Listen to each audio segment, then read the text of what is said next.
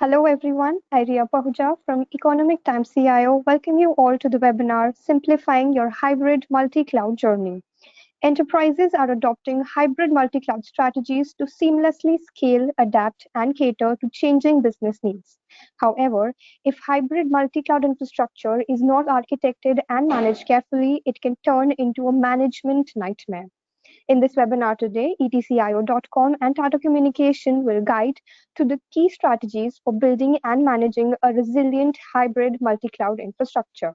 And for this very topical discussion, we have with us Mr. Rajesh Awasthi, Global Head and Associate Vice President, Global Managed Hosting and Cloud Services from Tata Communications.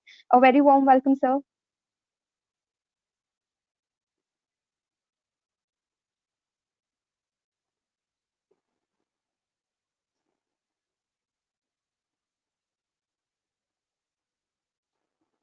Before we go ahead with the discussion, I would like to inform my attendees that they can drop in their queries and questions in the box provided. We will take the questions at the end in a Q&A round. Thank you, Ria, for letting us be part of this forum. So I'm going to talk about how we at Tata Communication are helping some of the enterprise customers when they're looking at their journey to hybrid or multi-cloud adoption, and what are some of the things which we've learned over the period of time and how we can help some of those customers in their journey when they're looking at that. So happy to be part of this. So everyone, thank you for joining in today. I hope you find this session useful and would help you in your engagements when you're working with your cloud journey. So I look forward to talking to you over a period of time now. Okay. So with that, I'm going to start off my presentation. So I thought, okay, I'll set first a little bit context on where the industry is moving towards. Then get into what are some of the challenges which we've heard from some of our enterprise customers. And then get into how we at Tata Communication are trying to solve some of those challenges which our customers are facing. With some use cases and references to top it at the end. So that's what I'm going to talk about. So if we move from that perspective, today cloud has become the epicenter of any digital initiative in any organization. That's a given thing. I'm sure you guys within your organization are adopting cloud to make sure that you are enabling the digital initiative. And in today's time when people are going through this pandemic, digital initiatives are becoming very important. Some of the reference points for you here. We've seen cloud services market growing rapidly. As per Gartner, it is going to grow at a CAGR of around 16% and would reach around 331 billion by 2022. Out of that, more and more customers, when they are adopting these cloud services, they also envisage that by 2024, 50% of those cloud services opportunities or projects which our customers are taking, they would seek professional help or managed services help to make sure that it is deployed well for the end of objective which they are looking for. And that's where even 451 talks about a similar thing, where they are saying that 57% of IT leaders expect a partner to support in this journey when they are looking at a hybrid or a multi-cloud initiatives within their environments. So with that as a pretext, what we see with most of the enterprise customers or mid-market customers that we have been interacting with, that hybrid multi-cloud is becoming a new normal. And why it is becoming a new normal? Because customers are looking at their digital initiative where they want IT to meet the modernization requirement or requirements related to agility or scalability, which are needed as per the business requirement. And that's where Flexera State of Cloud Survey states that 93% of enterprises will have multi-cloud strategy when they are going for their cloud journey. And there are multiple ways when people talk about hybrid or a multi-cloud environment, I thought I'll try and depict what it could mean. It could mean different for different people. Uh, some of the customers we've seen are adopting public cloud services like Azure or AWS or Google, or even some other services like IBM or Oracle services, or they subscribe services from the local service providers. One of them is ISO Private Cloud, which is from Tata Communications. Uh, so that's the private cloud, but again, it's a multi-tenant environment which is available. Or customers create a dedicated physical or a virtual IT infrastructure, and all these need to work together. So it could be a hybrid cloud where a customer may have certain workloads running on a dedicated infrastructure and some workloads running on a private cloud like ISO Private Cloud. So that's a hybrid cloud. Or a customer may have some dedicated infrastructure and some certain things running on a public cloud environment. That could be another way of looking at hybrid cloud deployment.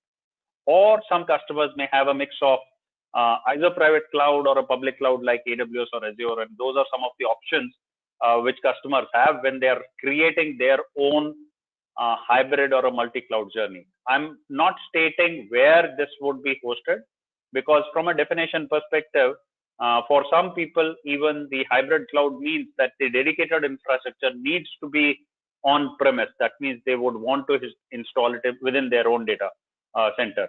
And some part could be on cloud, and they are looking at a single pane of management, which could be across those environments. I thought I'll try and explain what a hybrid cloud or a hybrid multi-cloud mean. It could mean different things for different people. So that's why I thought I'll touch upon a little bit on that. So when customers are looking at such a hybrid multi-cloud journey, we talked to multiple CIOs and they gave certain expectations which they have when they are going for such initiative. They look at benefits, what they would get from this. Obviously, a couple of things which are very evident from the cloud journey perspective is that you get the flexibility, that you don't have to spend your capex upfront. And that's something that means you don't have to create infrastructure which is for your peak workload requirement. You may use it according to what you want. So it is a pay-per use or a pay-per consumption kind of a model which is available, and that's the flexibility that you get. The second thing is, if you have a business where you don't know what kind of predictable workloads you would have, there could be unpredictability. And we've seen that with the e-commerce companies. It is there with BFSI companies when they talk about payment gateways or e-payments which are happening. They don't know at a certain point in time how many number of subscribers are going to come in there. So you need scalability as your subscribers increase. So you look at flexibility and scalability, but this you want along with the agility, because flexibility and scalability you could create within your own data centers also. But what was not available to large extent was the agility with which you can do it on the cloud environment. But all this is done with boundary conditions which are put in by your CFOs, where they want to maximize the return on investment, and they look at a total cost of ownership. Although when we are moving from a data center which was in-house where you were buying equipment on your own to a cloud model, it is a consumption model. You are moving from a capex to an opex model, but still your budgets are fixed.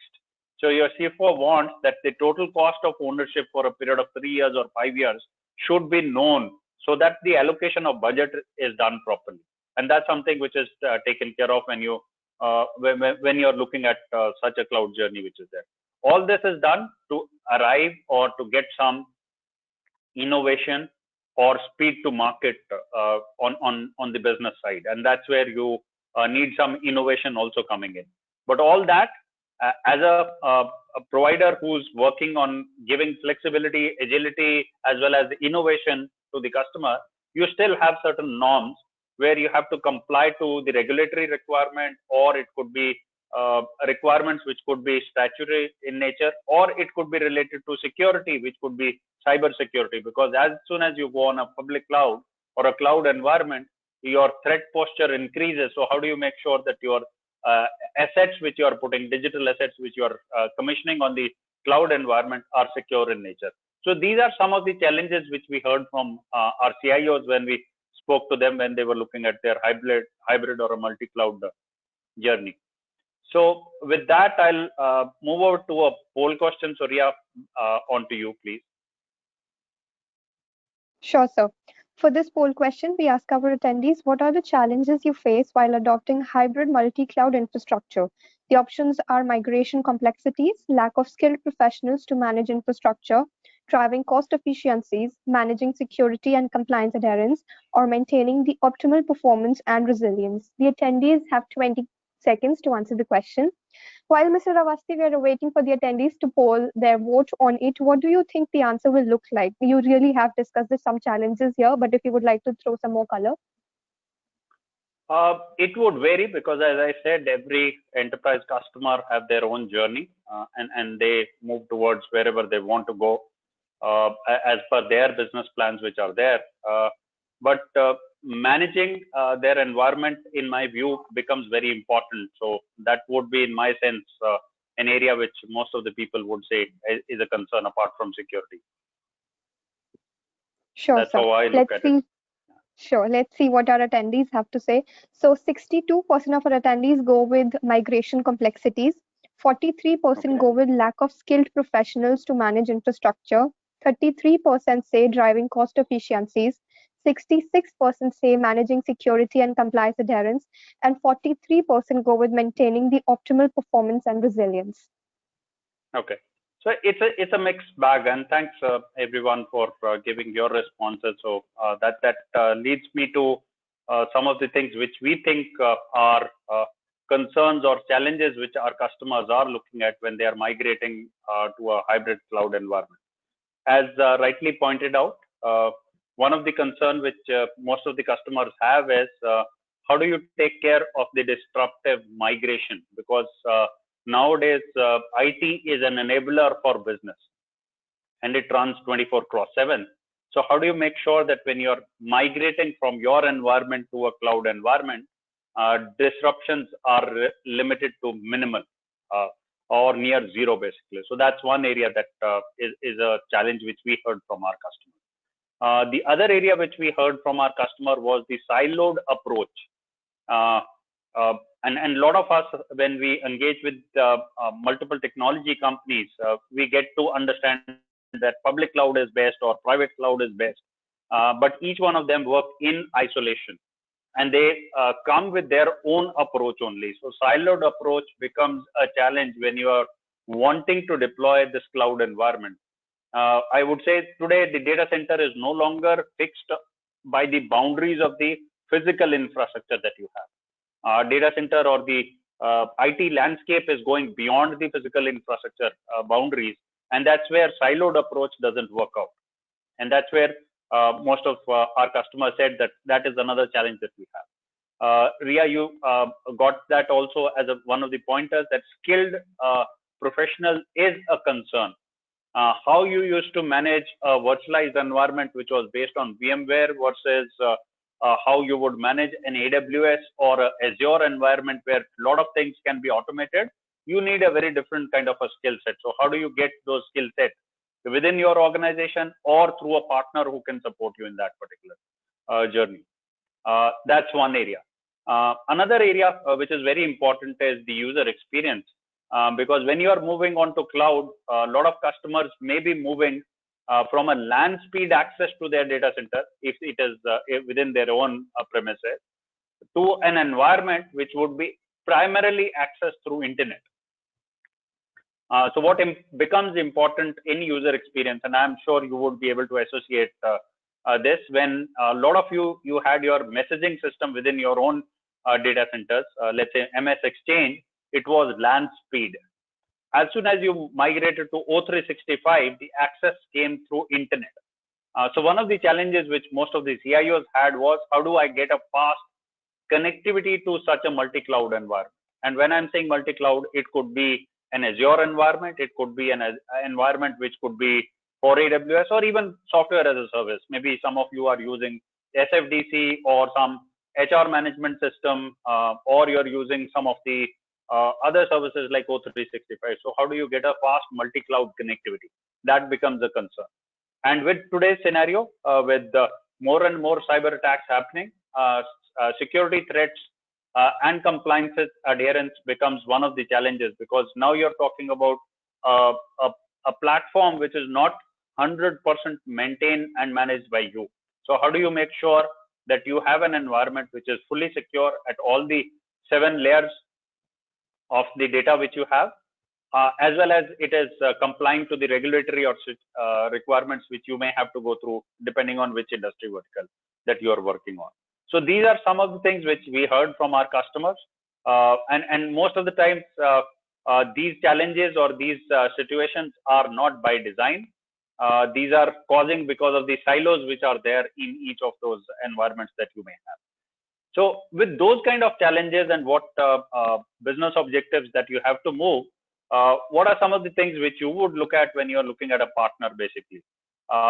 CIOs came back that they want to realize the value of cloud, and what they are looking for is an experienced partner, a managed cloud services partner, who can help them in architecting the environment for their workloads, manage that environment when it is deployed on a hybrid or a multi-cloud environment. And when this is being done, the user experience or the unified experience is there across multiple platforms which the customers may be using. And this is something which they seek for when they are looking at a partner. So that's when we thought, okay, these are some of the inputs which we are getting from our customers. So why don't we work on some of those requirements and create or build a resilient hybrid cloud infrastructure for our customers, which is custom built for customers in a consultative approach. That means we will work with them, assess what digital estates they have. So one of the first things that we do with our customers is we help them in assessing what is the application workloads which they have, what is the digital infrastructure which they have or estates they have on which these applications are running, and create a correlation between them. Because when you're talking of a migration, one of the important points that you have to see is how do you create bundles of applications which work together, or the infrastructure components which work together, basically along with the business application. So doing an assessment of digital estate is very important. And also, you also have to look into it whether your application which you want to deploy is actually worth deploying or is ready to be deployed on a cloud environment or not. These could be monolithic applications. So if you move on to a cloud virtualized environment, will it work the way it should work on that particular environment? It may not be so. And that's where you would possibly create a hybrid environment. So first thing that you have to do is an assessment. The second area is where you need to focus on, because what they say is that if you plan better, your results would be better, because you know what are some of the things. I'm not saying 100% of things would happen as per your plan. There would be certain things which may have to change over a period of time, but plan the best approach for your movement when you're looking at it. And migration that you are looking at it should be with minimal disruptions or minimal downtime, as they call it. Okay.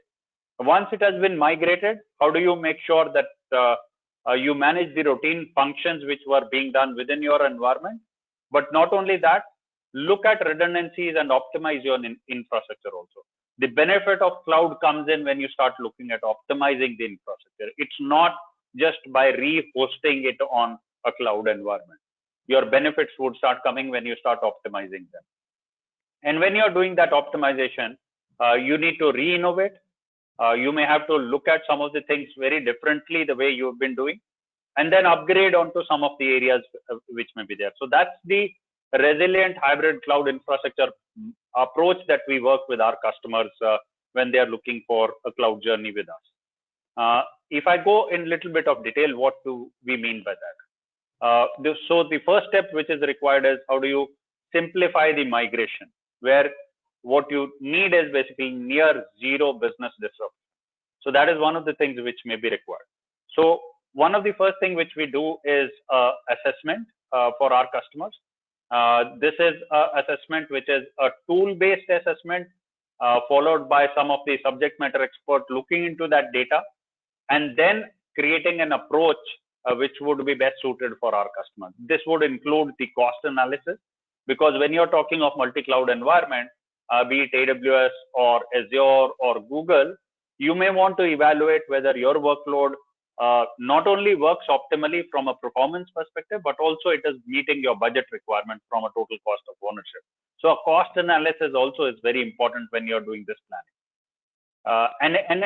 In this, basically, what you need is a methodology which has been proven over a period of time. And being a telecom data center provider, that's something which was very logical for us. And we have a lot of standard operating procedure methodology from our side, which helps customers to migrate their workloads from their premises to our premises, which includes having swing kits, which includes moving large chunks of data from one side to another. So that's something which is taken care of. And some of the migration tools which may help doing these migrations easily for you. I'm sure within your environments, you have huge amount of data. Moving that data over the internet or over the network takes its own time, because it is driven by the boundaries of physics on those environments which are there. Although being a telecom provider, we can give that in umpteen size. But one of the requirement which we have seen when customers are looking at this migration is, how do we create a baseline of data by migrating chunks of data in a single go? And that's where we have created services like Data Capsule or Snowball services coming in from AWS and similar services from Microsoft Azure. So using certain tools to create a baseline and then doing an incremental update on that particular thing. So once that migration has been completed, what you need to look at for some period of time before you do a cutoff, monitor it for some time. This is the UAT environment that you may be running. And before you cut off, you monitor that for some period of time. And that's the best practices that we have incorporated in our migration approach. And when the cutoff happens, at that point in time, you validate whether the data is consistent.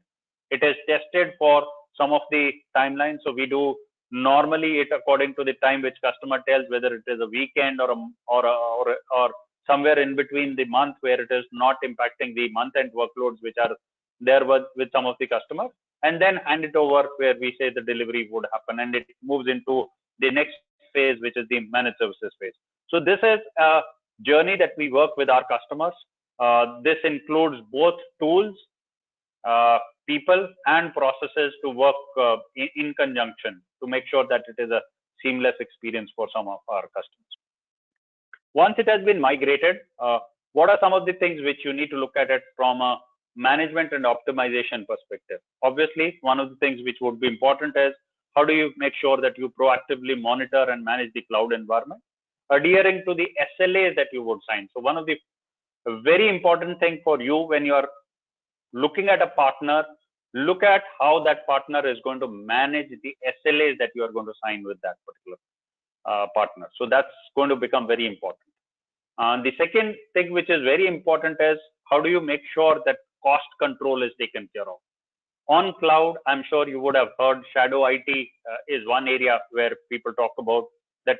Since it is available for all the users, it may so happen people spin off certain infrastructure elements on cloud for a smaller project, which was a short duration project, and they forget to shut it down.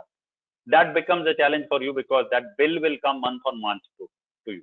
That is one set of costs that you need to look at. So holistically view the deployment of IT resources in the cloud environment that you have. Once you have done that, you also need to look at how you can leverage the automation capabilities which comes with the cloud environment, because that's where the difference coming into. These could be related to backup activities. It could be related to software patching that you may want to do. This helps you in your staff productivity or productivity of people who are going to manage this particular environment. Not only that, you also get into new service enablement areas, which could be related to, let's say, AI or ML based deployment that you want to do for your application, or it could be creating a data lake or a DevOps kind of environment. And I'm going to talk about one of the examples where we helped one of our customers in their DevOps movement when they were looking at agility. But when you're doing that, you also need to take care of your security and compliances requirements. So how do you deploy and monitor security controls with processes and assuring that it is meeting the security operations requirement as per the compliance requirement within your industry or within your organization, whatever you have said. And this service management has to be done 24/7 as per ITIL best practices. Cloud gives you agility, it gives you the flexibility and scalability that you need, but you've been managing your system based on ITIL best practices. How do you merge those two environments where you get agility, flexibility of a cloud environment, but still it is managed as per the best practices which you have been using within your environment? And that's something which becomes very important. With our ISO managed cloud services for the cloud environment, and that's one of the things which we do for most of our customers when they are looking for this. So how do we do that? So this kind of gives you a snapshot of what we do. Yes, we are a telecom provider, so we've been providing internet services or MPLS or point-to-point connectivity. And over a period of time, we have also helped our customers to modernize their network connectivity with SD-WAN. But not only that, one of the important things which I spoke about is how do you make sure that the fast connectivity is there onto the cloud environment. So we have created our own services, which is called as ISO Private Connect, which is nothing but extension of the express route or a direct connect kind of a port from AWS, which is the 10 gig Ethernet port, which they give to you for getting a better access. But that's what they do. They give it a port within their own cloud node. Someone has to take that to the last mile, which is your access location where most of your users are. So we have created a service where we have connected those express route or direct connect ports with our MPLS network, and thus giving a definitive latency from user experience perspective. And that's the service that we give. So it's an end-to-end service, which is from your last mile, from your premises to cloud adoption or a cloud environment which you are looking at. Although here I'm showing only the infrastructure services player, but we do have connectivity of ISO Private Connect with some of the SaaS providers also, like Salesforce.com or with Oracle or with the O365 also. So that's the connectivity part which we do. This is done for setting up some IT infrastructure, and that's where you look at options. And you look at an option where you are able to create a hybrid environment, which could constitute certain things deployed on a dedicated infrastructure, which is controlled by you. It could be driven by some application which still runs on, let's say, IBM AIX servers or still running on Solar systems. So you want to create some dedicated infrastructure, or it could be Intel or a virtualized platform also. Or if you are looking at a cloud scalability with a predictable workload model, you may want to go in for a ISO private cloud where you get best of both the worlds. That means you are getting the security controls which you had within your own virtualized environment, but you want flexibility and scalability of a cloud environment. So that's what you get in ISO private cloud. Or if you have an environment where you want to deploy it on a public cloud services, so there are cloud services like AWS, Azure, and Google. So we are a partner for all three of them. And we have also partnered with VMware for deploying VMC or VMware Cloud on AWS, which is nothing but creating a similar pod which you had within your own data center on an AWS environment. As an MSP, that's something which we give from an infrastructure perspective. From a security perspective, what becomes very important is how do you give identity and access management security for that? This could mean privilege, identity or access management privileges, or it could be cloud access security brokerage between multiple services that you want to deploy. So that's on the identity and access management. Obviously, when you're coming onto data center on cloud environment, you need a perimeter security, which could include UTM or next generation firewall or even web application firewall, depending on what application that you're putting on. When you're coming, and we've seen lately a lot of customers getting distributed denial of attacks also. So how do you make sure that the network is secure and you're not flooded with unnecessary network spurious traffic onto your and thus blocking your access to the environment which you may have. So that's where managed DDoS services becomes very important. From an application or an endpoint security management perspective, you may look at antivirus or anti-malware or EDR solutions. So that's something which we work with our customers, or it could be related to data security, which could mean encryption or key management system. And when I'm saying encryption, it could be encryption or at rest as well as in motion. So how do you create that secure environment for you? But all this is something which is supported by the professional services from our side, where we help our customers in their cloud assessments.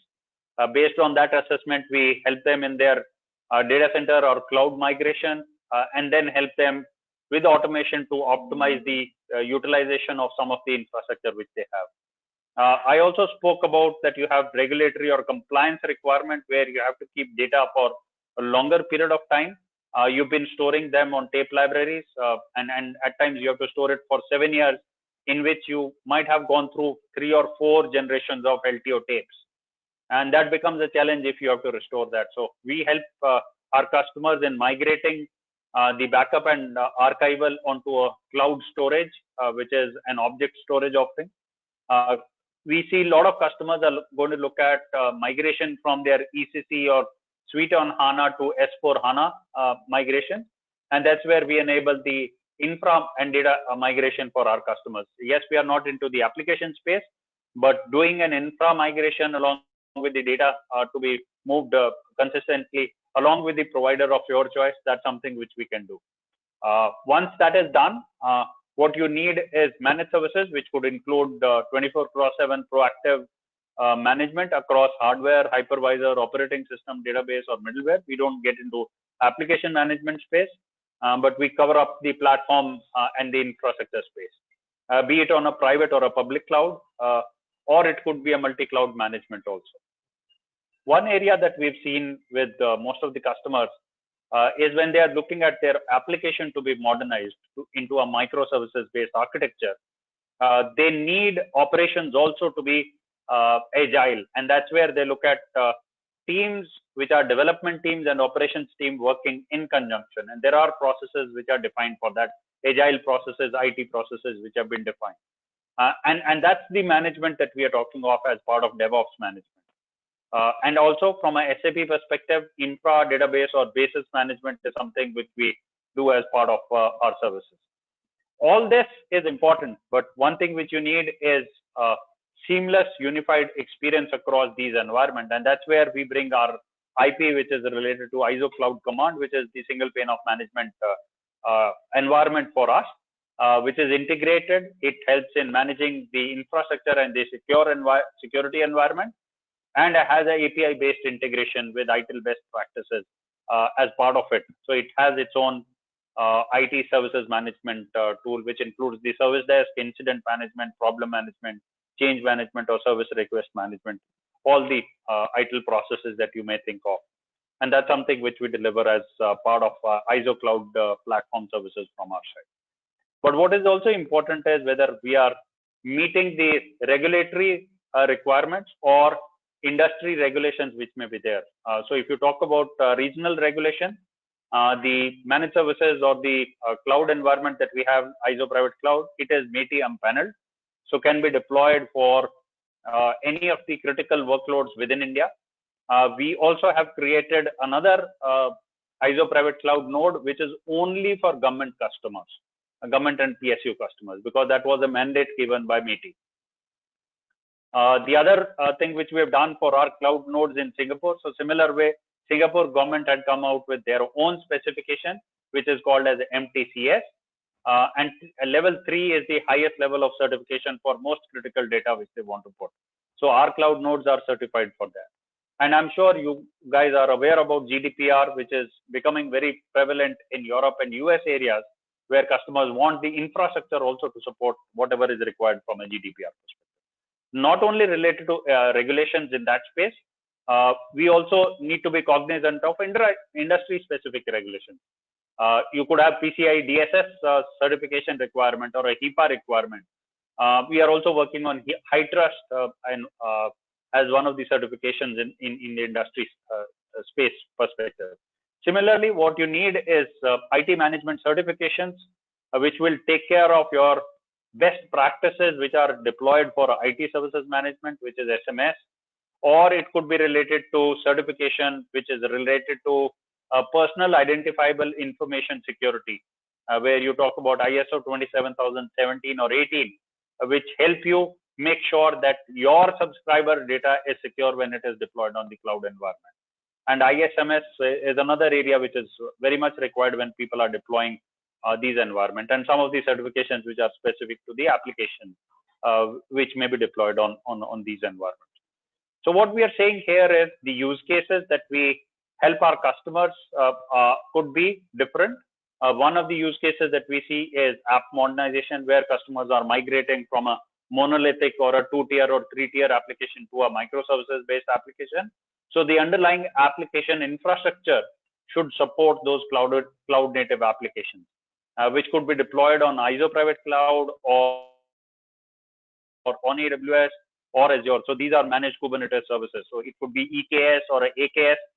EKS is the Elastic Kubernetes services on AWS, Azure Kubernetes services, and similarly we have our own managed Kubernetes services, which is deployed to support these app modernization.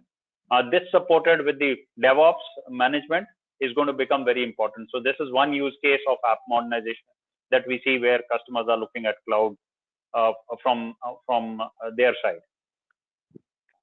The other area where we see customers are looking at use cases is where they want to create a private and a public cloud deployment. And this is where I was talking about you could have a direct connect port from AWS or express route port from Azure. How do you connect that with the last mile ISO private cloud, or it could be your own setup also? That is where we use ISO private connect, which is the connectivity option which is there from our side. So that's an environment which is across these environments. So you could have some workload running on ISO private cloud, certain workloads running on AWS and Azure, acting as if they are a single virtual data center for you, for your application workloads that you may have. Another use case is disaster recovery, where we've seen customers having their primary data centers, which could be on-premise or hosted or on a cloud environment, and they are looking at a DR on a different seismic zone, which could be deployed on a public cloud environment like Azure or AWS. So that's another workload that we've seen some of our customers using when they are looking at it. I'm moving a little fast to give you some use cases that we have done.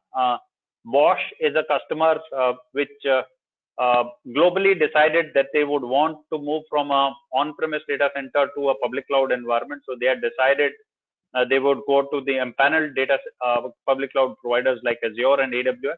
So they were looking at a partner who would help them in meeting the enterprise security objective and regulatory adherence, still making sure that they deploy that environment on a cloud, this thing. And that's something which we worked with them. So we did a migration for their entire infrastructure, which is related to their dealer support management system, which is entirely now running on Azure environment. And that's something which we are managing for them. So we've been managing it for 2+ years now. And some of the benefits are mentioned here, that they are getting a single bill for both managed services and the underlying infrastructure, including some of the third-party security functions which they were looking for the enhanced data security. So those are some of the things which we have done for them. Another example is Anand Bazar Patrika, ABP News. They were looking at application news platform which could be deployed to get into digital space. So they were looking at a partner who could help them deploy that environment on AWS. So we are managing their AWS infrastructure to deploy this digital space which they have. So this is 100% pay-per-use environment with enhanced data security, which they were looking for as part of this. The last one is where I would spend more time. This is for a leading online retailer. I'm not going to name because of the confidentiality reasons. But what we did for them is they were looking for faster time to market. So they, as a retailer, basically, they were coming out with schemes very regularly. So those schemes are developed by their application developers. But when it came to deploying onto the environment which they had, it used to take them weeks or months to deploy it on production, which was inhibiting from their business perspective. So what we have done for them is we have created automated CI/CD pipeline, which is continuous improvement and continuous development pipeline that we've created. The automation has been done by us.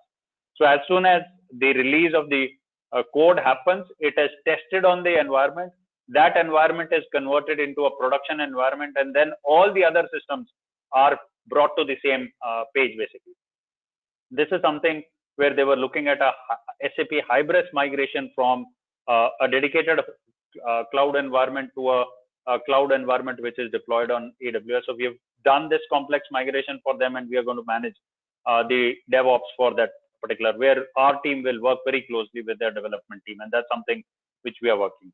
In a nutshell, what we are saying is we'll be able to help you simplify your cloud journey, which could be hybrid or a multi-cloud journey. And these are some of the anecdotes where we see that we have helped some of our customers in what they were looking at when they were doing this migration onto the cloud environment. So with that, I am through with my slides. Thank you for patient listening, and happy to take questions. And also, if you want, we'll be happy to schedule a consultant from our subject matter expert team to talk to you in case you think you would want to have that. Please reach out to ET CIO team or to me or Tata Communication site, and we'll be more than happy to work with you on your cloud journey. So with that, we are open for question and answers. Ria, back to you. Sure, sir. Thank you so much, first of all, for this very insightful presentation. And here we go on with the questions that we have received, sir. The very first question here is, can cyber attacks damage any of these hybrid services? See, again, cyber attacks, in my view, and I'm being very open here, it's a shared responsibility. Cyber security, in my view, would always remain as a shared responsibility. Cyber attacks can happen from inside, they can happen from outside also. So when you are creating your security footprint, it is very important that you look at all the areas. And when you are deploying it on this hybrid cloud environment, yes, it can be impacted, but there are ways and means, and that's what I was talking about when I was showing the services that we have from our side, where we make sure that when the deployment happens, we consult with you and tell you what are the postures which could be there. And I'll give you a very simple example here. A lot of ransomware attacks are happening nowadays. And a lot of these ransomware attacks happen because some of the applications which you may have deployed need the RDP port to be open in the infrastructure. And that's the most vulnerable port for any ransomware attack. So one of the first things which is important to see is when you are looking at this deployment, it is also good to start with a vulnerability assessment. So you do a vulnerability assessment and a penetration test if that is allowed on that particular environment, and then move it forward from there once you are going for the production. So that's one of the best practices that I would talk about. But there are ways and means to kind of counter some of those threats which are coming in, and that's what I was talking about in my. I hope that answers to some extent. Sure, sir. Yeah, the next question here is, what is your view on the multi-cloud strategy for any organizations? What do you think are the pros and cons? What do we need to, work on? See, from our perspective, and that's where I was calling out that every organization would have their own journey. So doing an assessment of your workload is very important, whether that is a workload which can move. And I'll give you an example of BFSI segment, and I'll take insurance. It could be true even for the banking customers. The core insurance application, most of the insurance companies still runs on IBM AS400 systems. That is a workload that you can't move to cloud environment. Okay. So that means you still have to live with that workload for the period of time till the time the ISV moves that workload onto x86 Intel platform with Linux or Windows operating system. Till that time happens, you have to look at that deployment to continue existing with your cloud arena, where you could look at basically your application running on the public cloud, or a private cloud like ISO private cloud, and thus create a hybrid environment. So that's a model that you have to work on, and that's very important to understand because when you are going for that, I'm going back on this slide to show, because this would be relevant in that sense. That's where I was saying that it is important that you need to have a single pane of management across these environments, where you may have some workloads still running on this. So what you need to look at when you are assessing a managed services provider is to see whether the managed services and the tools and processes which they have are meeting those requirements or not. And that's where I put an emphasis. It's not only that my ISO cloud command is good enough. Yes, that's a means to give you a single pane of management. But you also need to see that the people and processes are skilled and professionals to manage the underlying environment also. Tools can help you, but you still need subject matter experts. That's where people and processes would come in. So when you are looking at that journey, please make sure that you look at tools, you look at people, you look at processes which are being taken up by these providers when they are delivering it to services. Just a pointer here, public cloud services, yes, they are very innovative. They are bringing in a lot of automation into play, but you still need someone to manage that. They give you or assure you uptimes of 99.9% or 99.99% up to platform level. They say basically God is in the detail. I'm not using the other word. God is in the detail. They will not give you an uptime for the solution that you have created, not to the VM level or the operating system level. They will give you that my platform will be available for 99.99%. So that's where it is very important that when you're looking at this cloud journey, you make sure that you're looking into these finer points and then assess the workload which you are deploying, whether it makes sense to be deployed on Azure. If it is a Windows .NET kind of an application that you have deployed, yes, Microsoft Azure becomes a logical choice. I'm not saying that that's the only choice, okay?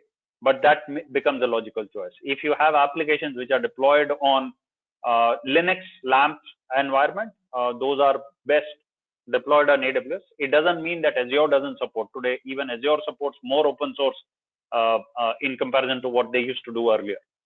We've also seen if it is analytics kind of environment or where customers are putting cloud native applications where they're looking at Kubernetes services, they do look at Google as a platform for that. Okay.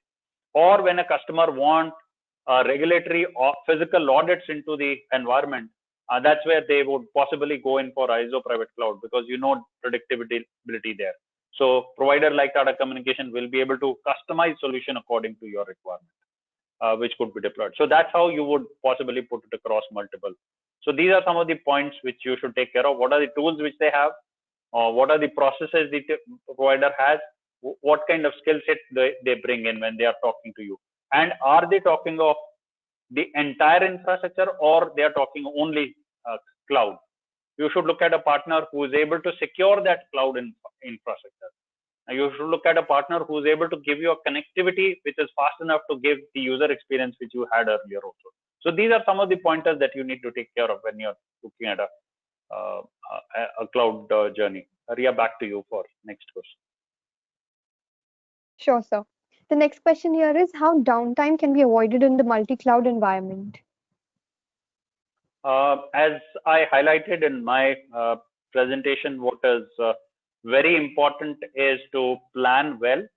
And when you say plan well, that's where you need to do the assessment. What assessment helps is to let you know for an application cluster to work, because there could be interdependencies between the applications also. The clusters need to move together. So you need to know that mapping, that what applications need what underlying infrastructure and what data needs to be moved together as part of that. So assessment helps you in doing that. That is one. Second, it helps you in defining whether that particular workload would run from a cost perspective better on AWS or on Azure. So cost analysis is also an important thing which you may have to look at. So these are two things which you will look at it from a tools perspective, but that's not good enough. where you need experiences, basically where people come with their skills. I'm giving you an example on if you're moving on to Azure, they have a tool called ASR, or Azure Site Recovery. That's the tool which they would recommend for migration. Okay. But when you're talking of a multi-cloud environment, will ASR work on AWS? No, they have their own tools. And you may have certain workloads which may be deployed on a VMware setup that you may have within your environment, and you want to move it to VMware VMC on AWS in case you plan to do that. So you need to look at a partner who is able to give you technology options. Like I'm giving you an example. There is one tool which is available, which is Double Take, which is available for data migration, or Zerto. These are tools which are available. But you need to have skill sets to manage that also. That's one part. Second part I spoke about is where the important thing is when you want to move the data. So when you're moving data, how do you make sure that you move 100 TB of data on the internet or a point-to-point link which you may have? You may have taken 10 Mbps or 100 Mbps, and you're talking of 100 TB of data. How do you move that data and do a cutover? So that's where what is important is you move the bulk data in some environment, and that's where I was talking of data capsule, which helps you to create a baseline on the cloud environment. A similar services is available from AWS called Snowball also. Okay, so you need to have that capability also to do a data baseline, and once that has been done, then you do a incremental replication to bring it consistent to today's workload, whatever assessment is there. At times, if a hybrid environment is getting created, you may also want to have a swing kit, because when you're talking of your dedicated infrastructure, which also has to move from your data center into a data center which is hosted with someone else, there would be a finite time which would be required to move that data or the physical hardware which you may have. So you need a swing kit during that period so that your operations start working in one location and then you come back to that environment which you may be there. And that's where your processes or standard operating procedures come into picture. And that's where our experience, 12 plus years of experience, where we have migrated customers' data centers from their on-premise data center to our data center with minimal downtime. So those are some of the things which you need to take care of when you're migrating to a multi-cloud or a hybrid cloud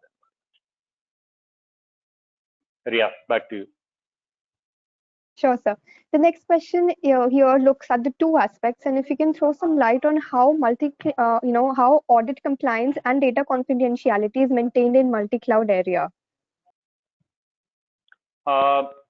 Data confidentiality, one of the foremost requirement, I think, in India when you are working in India is the data residency. In most of the industry vertical, they say that it has to remain in the law of land in which you are working in. Okay, that means it should remain within the India operations only. So that is the reason why you see most of the public cloud providers have set up their cloud nodes in country. So we have AWS in country, we have Microsoft Azure in country, we have Google in country, Oracle also has set up in India, or you could have a provider like Tata Communication giving ISO private cloud, which is in country, which is there. So that is one part of it. Second part of it is most of the service providers would have, actually, if you ask me, more certifications than you would do within your own data center. The reason being, it has volumes which they are working on. So if they have 10 customers who are asking for a similar certification, they will go ahead with those certifications also. What it helps is basically, it assures you that the way they manage the infrastructure and data on that infrastructure is compliant to industry best practices. And that's where possibly this comes into play. So if you are from payment card industry, people look at PCI DSS compliance. If you are HIPAA, which is from healthcare industry, you would want to look at this. But that's not good enough. What you need to look at is, and what is becoming very relevant, if you are storing your customers' user information, that means their email ID, their telephone numbers, and other credentials which are there, which is called as personally identifiable information. So that's very important. So when you're putting up your data, you need to look at whether the data center provider or the cloud provider is ISO 27017 or 18 certified. That assures you that they have been audited for processes on a regular basis to make sure that the security is taken care of. And similar certification is there on ISMS also. But that's not good enough for some cases. Like in BFSI segment, banking customers, they also come back and say that we want physical audit also to be done. Now, on a public cloud environment, that's something which is difficult. I'm not saying it's not doable, but it is very difficult. And that's where we have seen more and more customers coming to providers like Tata Communication with ISO Private Cloud, because we give that access of physical audits into our environment. So for a customer, obviously taking care of all the regulatory and statutory requirements, we make sure that we are able to tell customers that your workload is running on this particular VM, which is associated with this physical server, with this storage, where your data is residing. So that physical audits, if required by third party, also are enabled by Tata Communication for ISO Private Cloud, as well as the dedicated hosting. So those are some of the things which are possible, which we do, where audits could be done by the customer on a half-yearly basis or a quarterly basis, depending on what their requirement is, or by a third party, like for GCC, which I was talking about, Government Community Cloud that we have created for customer. There is an audit which is done by STQC, which is part of Ministry of Electronics and IT. So they do physical audit. They look into it whether the deployment which you have done is not using equipment from a specific country. So they get into even those level of details also.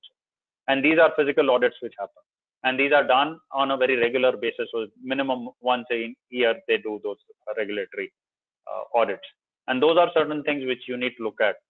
One is certification. Second is whether you have requirement to do physical audits. So whether that capability is available. Third, if there are anything else which need to be taken care of, that is something which should be allowed as part of that. In some areas like public cloud services, some of the things are possible, but you need to go through long hoops basically. And that's where ISO Private Cloud fits into the requirement, because there we give that consultative approach to customer to deploy on our environment.